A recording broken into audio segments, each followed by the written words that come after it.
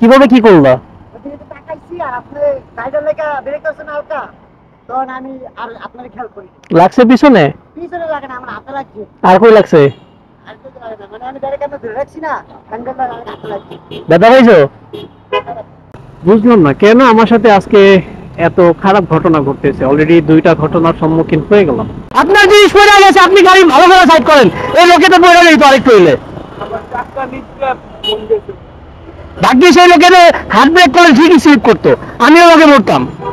কারো হচ্ছে পৌষ মাস আর কারো হচ্ছে সর্বনাশ। এই কথাটা বলার কারণ হচ্ছে আমাদের দেশে একপাশে হচ্ছে বন্যায় প্লাবিত, মানে অনেক লাখ লাখ মানুষ হচ্ছে পানিবন্দী এবং তারা খুব দুর্ভিক্ষের মধ্যে আছে। ঠিক মতো খাবার পাচ্ছে না, ঠিক মতো পানি পাচ্ছে না। এর মধ্যে আমরা কেমন জাতি একটু চিন্তা করে দেখেন যে আমরা কোনো এক দাবিতে আন্দোলন নিয়ে রাস্তায় নামি। আমাদের এই দুর্ভিক্ষের মধ্যে আমাদের আন্দোলন নিয়ে রাস্তায় আসাটা কতটুকু যৌক্তিক?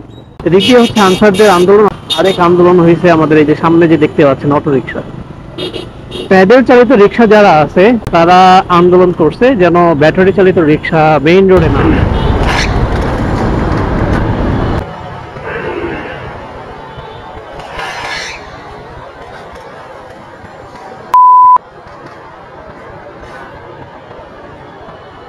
ভাই আপনি কি অ্যাক্সিডেন্ট করাবেন নাকি? আপনার জিনিস পড়ছে, আপনি সাইড করে এমনি গাড়ি দিয়ে থামেন মিয়া, এটা কোনো কথা হইলো?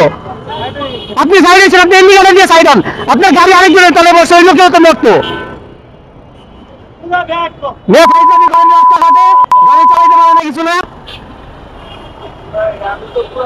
আপনার জিনিস পড়ে গেছে, আপনি গাড়ি ভালো করে সাইড করেন। এই লোকে তো পড়ে নেই তো আরেকটু হইলে ভাগ্যিস এই লোকের হাত ব্রেক করলে ঠিকই স্লিপ করতো, আমিও লোকে মরতাম।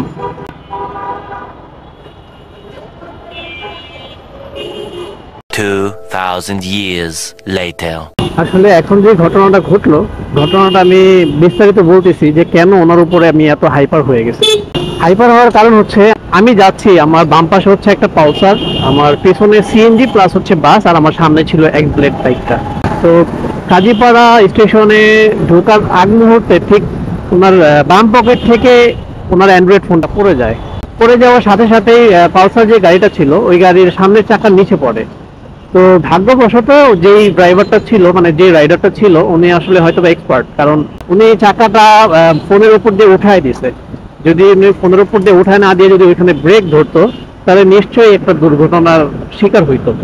আর এদিক দিয়ে যার ফোনটা পড়ে গেছে সে হচ্ছে ফোনটা পড়ে যাওয়ার সাথে সাথে সে হার্ট ব্রেক করে ফেলছে। তো গাড়ি মিনিমাম হচ্ছে 45 থেকে 50 হবে, ওই সময় উনি হার্ট ব্রেক করে ফেলছে। তার ঠিক আমি তো ভিডিওতে দেখতেই পারলেন যে আমি বেশি একটা ডিস্টেন্সে ছিলাম না, আমার গাড়িও 45-50 ছিল মেবি, আমি খেয়াল করি নাই। এখন আমি যদি বাইকটা কন্ট্রোল করতে না পারতাম সেক্ষেত্রে দেখা গেল যে আমি একটা বড় দুর্ঘটনার শিকার হইতে পারতাম। যাই হোক, আল্লাহ এখান থেকে রক্ষা করছে। তো এরকম আমাদের একদমই করাটা অনুচিত। আমরা ডানে যাই বা বামে যাই, আমরা লেন চেঞ্জ করি না কেন, আমাদের অবশ্যই আমাদের ইন্ডিকেটর ব্যবহার করাটা আমাদের কাম্য। আজকে রাতে ভিডিও করতাম না, মানে কেন যেন মনে হইলো যে ভিডিওটা অন করে বের হই। ভিডিওটা অন করার সাথে সাথে আমার সাথে একটা দুর্ঘটনা ঘুইটা গেল। এই রোডটাতে একদম আলো নাই বললেই চলে। এটা হচ্ছে সাবেক বাণিজ্য মেলার যে রোডটা আছে, গণভবনের ভিতর দিয়ে গেছে ওই রোডটা। মানে কেন যেন এটার রোড লাইট গুলো অনেকদিন যাবত বন্ধ, আমি অনেকদিন ধরেই বন্ধ পাচ্ছি, কারণ আমি এখানে রেগুলার যাতায়াত করি, তো অনেকদিন ধরেই বন্ধ পাচ্ছি। কেমন ভিডিও ফুটেজ আসতেছে আমি আসলে জানি না।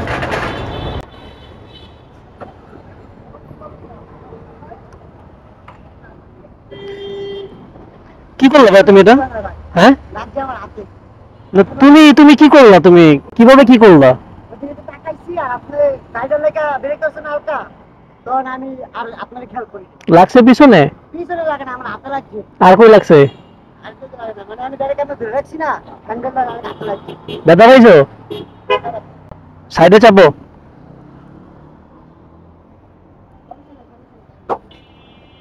রে কই ব্যথা পাইছো? কাটছে? হ্যাঁ, কাটে নাই? হ্যাঁ, আপনার গাড়ি বাঁচিয়ে দিয়ে আমার হাতে লাগছে। তুমি গাড়ি চালাই অন্যদিকে চালাও, তাকাইছো কেন তুমি? চিন্তা করতে চেঞ্জা ঢুকে যাবো না, কোথায় দেখা তুমি আপনি আস্তে আস্তে ব্রেক করছেন না গাড়িটার লেখা, আর আমি গাড়ি এই কাজ করবা না। রানিং রোড না, এটা হচ্ছে রানিং রোড, সবসময় ই করবা। আমার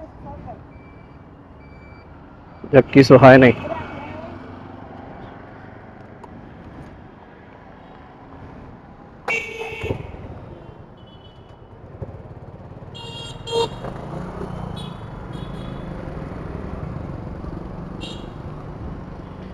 এটা রানিং রোড, সবসময় দেখে চালাবা। বুঝলাম না কেন আমার সাথে আজকে এত খারাপ ঘটনা ঘটতেছে। অলরেডি 2টা ঘটনার সম্মুখীন হয়ে গেলাম। ভাগ্য যেটা বলে আর কি। ছেলেটা মানে হঠাৎ করে আইসা আমার পিছনে বাইকে মেরা দিল। ও আসলে কনফিউজ ছিল, ও বামে যাবে না ডাইনে যাবে। ও অন্যদিকে তাকায় ছিল, অন্য মনস্ক ছিল, যার কারণে ও আমার গাড়িতে আইসা মেরা দিচ্ছে। যদি আমার গাড়ির কোনো ক্ষতি হয় নাই, ও হাতে ব্যথা পাইছে আর পায়ে ব্যথা পাইছে। আমি তো বামে যাব, ও চিন্তা করতেছিল, অন্যদিকে তাকায় চিন্তা করতেছিল যে ও কি বামে যাবে না ডাইনে যাবে, বামে যাবে নাকি ডাইনে যাবে। ও আর আমার সামনে গাড়িটা খেয়াল করে নাই, ও আমার পিছন দিয়ে মাইরা দিছে। তো মাইরা দিছে বেশ ভালো কথা। আমি ভাবছি হয়তো বা নাম্বার প্লেট ভেঙে যাওয়ার চান্স ছিল, কারণ শব্দ তো অনেক হইলো। আমিও একটু ভাইব্রেশন খাইছি।